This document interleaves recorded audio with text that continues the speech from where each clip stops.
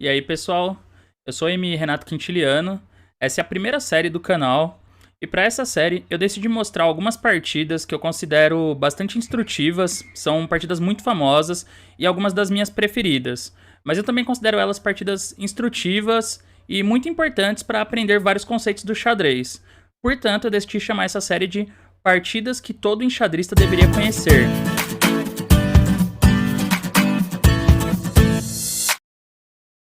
E na partida de hoje, a gente vai ver uma obra-prima, uma partida que eu gosto bastante, de um jogador que eu também gosto bastante, que é o segundo campeão mundial, Emanuel Lasker. Lasker se tornou campeão mundial após vencer um match contra o Steinitz, e ele foi coroado campeão do mundo. O Steinitz que já apareceu num vídeo da série, para quem não se recorda. E o Lasker ele foi coroado campeão mundial antes mesmo da virada do século XIX para o século XX, e até hoje detém o recorde de campeão mundial com mais tempo com o título, 27 anos. Para vocês terem uma noção de quanto tempo é isso, eu tenho 28 anos. Então, o Lasker aí até hoje tem esse recorde. E por incrível que pareça, é muita coisa, apesar de o xadrez na época não ser como hoje, que tem torneios a todo momento, que tem novos talentos surgindo todos os dias, isso ainda significa se manter 27 anos vencendo os melhores jogadores da época, os melhores jogadores do mundo. E ele passou por vários matches de campeonatos mundiais, de campeonatos mundial. Além disso, o Lasker também era um homem de vários talentos, além de ser um excelente jogador de xadrez, né, um dos melhores do mundo, o melhor do mundo durante muito tempo. Ele também era um gênio da matemática. Chegou inclusive a ser amigo de Albert Einstein, com quem discutiu teorias.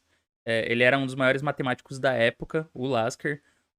Tá um pouquinho melhor aí que o Einstein, né? Porque o Einstein, apesar de ser um gênio, também não jogava xadrez tão bem igual o Lasker. Então, pra mim, assim, sem ser clubista, o Lasker leva vantagem nessa disputa aí. Mas já fica claro que era um gênio, né?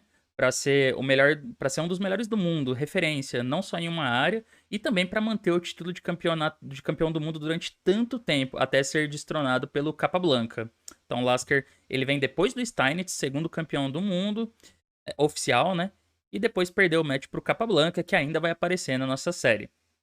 O Lasker tem várias partidas muito boas. Ele era um jogador de estilo universal, que sempre lutava. É um dos campeões mundiais, é um dos que eu considero mais lutador, assim, principalmente dos antigos.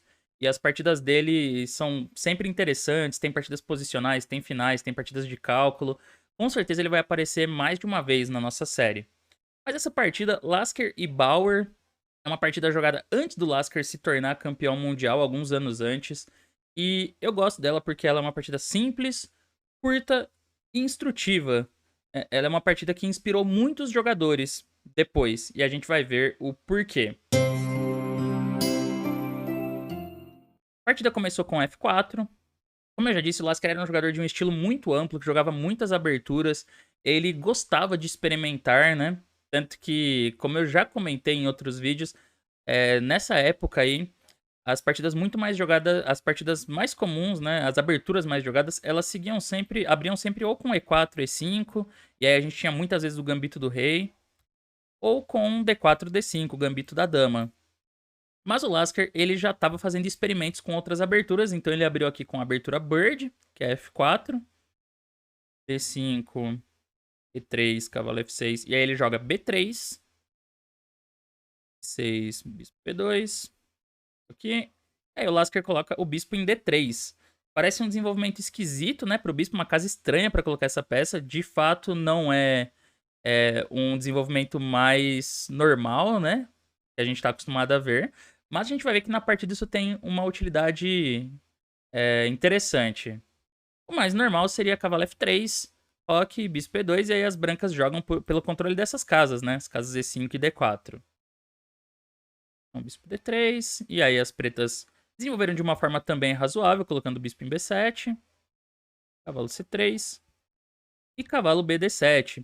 Eu acho que se essa partida fosse jogada hoje, né? Um jogador moderno, como a gente costuma dizer, um jogador mais atual, ele provavelmente buscaria um desenvolvimento um pouco mais ativo e tentando explorar o jogo das brancas. A forma como as brancas estão colocando as peças, né? Então poderia seguir alguma coisa como rock, ganhar mais espaço no centro com C5, e se seguisse igual na partida com a manobra de cavalo E2, cavalo C6, E aí um cavalo B4 para perturbar o desenvolvimento das brancas, né? Se o bispo volta, D4.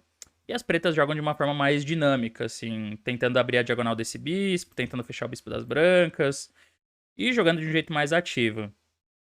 Mas a gente tá falando aí 1889, né? Como vocês podem ver, antes mesmo da virada do século XIX pro XX. Então, desenvolveu mais normal.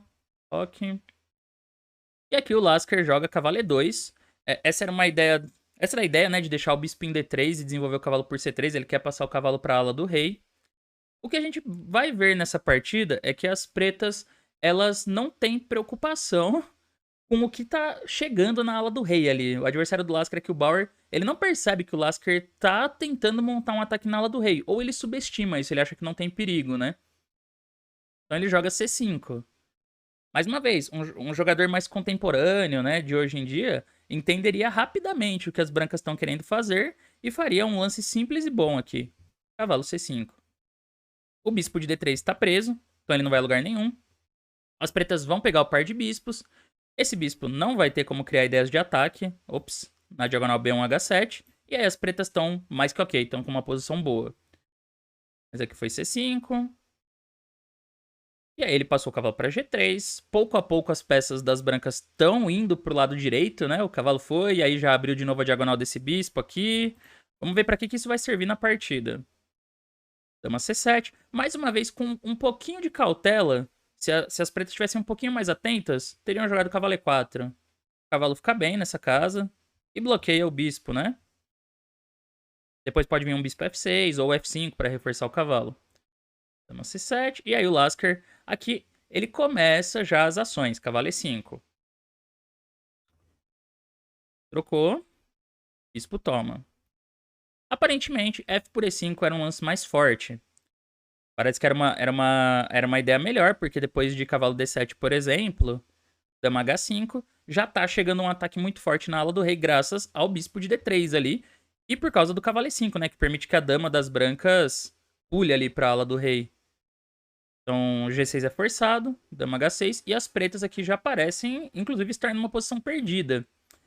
Porque, por exemplo, se cavalo por E5, um lance que ganha no ato aqui é cavalo H5. Ameaçando mate em G7.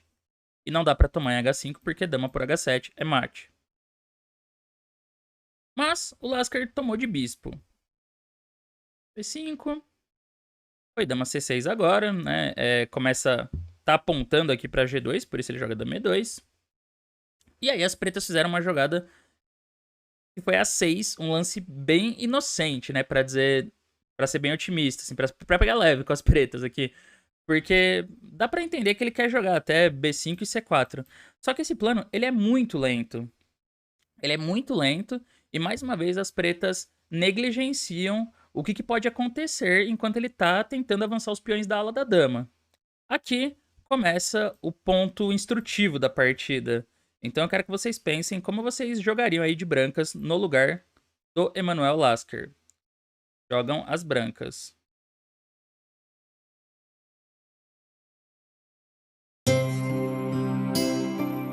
Nessa posição, o Lasker percebeu que ele tinha uma ideia muito forte para começar a expor a posição adversária.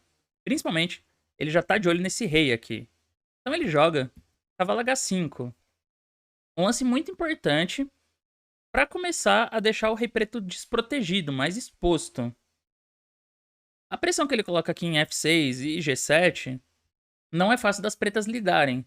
Então as pretas acabaram jogando cavalo por H5. Tentando encontrar uma outra continuação, né, possível para as pretas, o Kasparov aqui ele analisa D4, mas dá agora uma outra continuação que é forte para as brancas. Bispo toma F6, bispo F6, dama G4, ameaça cavalo por F6. E agora rei H8, né, para sair dessa cravada na coluna G. Porém, ele consegue passar a torre para lá do rei, torre F3. E aí ele já está ameaçando vir com a torre ou para G3 ou para H3. No caso de torre G8, que já é um lance meio estranho, né? O rei preto tá ficando muito preso pelas próprias peças. Bispo por H7 é o arremate mais direto. E aí as brancas dão mate, né? Se rei por H7, cavalo F6, seguido de torre H3 e mate. Mas o Bauer aqui jogou cavalo por H5. E agora a gente tem uma surpresa nessa posição. Eu quero que vocês pensem um pouco, pra quem não tinha encontrado o cavalo H5, que é o lance, porque o Lasker, ele não retoma o cavalo, ele faz um outro lance. Então eu já dei a dica, hein? Eu já dei a dica. Vocês podem tentar descobrir como que ele jogou de brancas agora.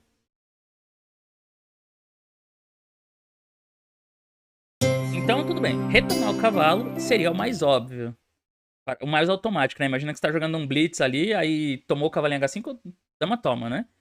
Porém, se as pretas jogam, se as brancas jogam dama por H5, aí ele faria F5 e não tem mais ataque.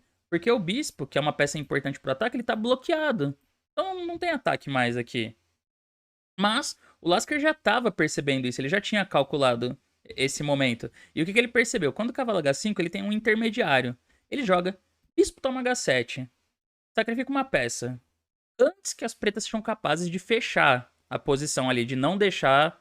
Antes que as pretas sejam capazes de bloquear essa diagonal, né? Rei toma, dama por H5, mas agora o rei volta. E aí a gente tem uma nova questão. O que, que as brancas conseguiram por essa peça, né? O que as brancas vão jogar agora? Então, mais um momento para vocês tentarem pensar e descobrirem como o Lasker jogou aqui. Então, jogam as brancas.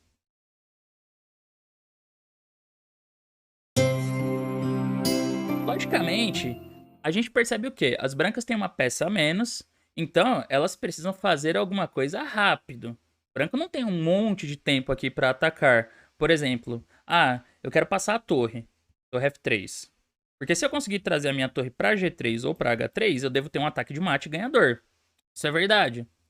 Só que depois de F6, as pretas elas bloqueiam o bispo, então você tem uma peça a menos no ataque, e elas abrem uma rota de fuga pro rei aqui, pra quando a dama entrar ali em H7 ou H8. Ou seja, isso anula o ataque das brancas. Então, como anula o ataque, agora as pretas ficam ganhas. Porque elas vão conseguir utilizar a peça a mais. Inclusive, já tá vindo uma dama pra E8 aqui pra auxiliar na defesa, por exemplo. Pra tentar trocar peças. Mas o Lasker também sabia disso. Ele já tinha calculado essa posição. E ele percebeu o seguinte, que agora ele pode jogar bispo toma G7. Ele já sacrificou um bispo em H7 e agora ele sacrifica o segundo bispo em G7 com o objetivo de expor completamente a posição do rei das pretas. Esse é o tema-chave dessa partida, o duplo sacrifício dos bispos para abrir o roque adversário. Vendo assim, parece uma coisa simples, mas essa partida ela se tornou uma referência para várias outras partidas que vieram depois, de grandes jogadores como Kasparov, Judith Polgar e vários outros. A gente, com certeza, ainda vai ver várias partidas nessa série, nas quais eu vou dizer, ó, quem lembra da partida lá atrás do Lasker? Aqui o jogador tal ou a jogadora tal se inspirou naquele sacrifício para poder fazer a mesma ideia de ataque. Se tornou um padrão. Então, isso é o que chama atenção muitas vezes para as partidas clássicas. Elas são partidas relativamente simples de entender, não são tão complexas, e elas nos dão padrões valiosos que você pode usar nas suas partidas depois, que você pode aplicar, né, com facilidade. Padrões táticos, padrões posicionais, padrões de alguns finais típicos. Então, partidas como essa, elas são muito instrutivas e aumentam o seu conhecimento de padrões importantes, que pode ser muito útil em várias posições. Mas, voltando à partida, aqui jogou rei por G7, porque F6 seria uma tentativa assim de não levar mate imediatamente, né?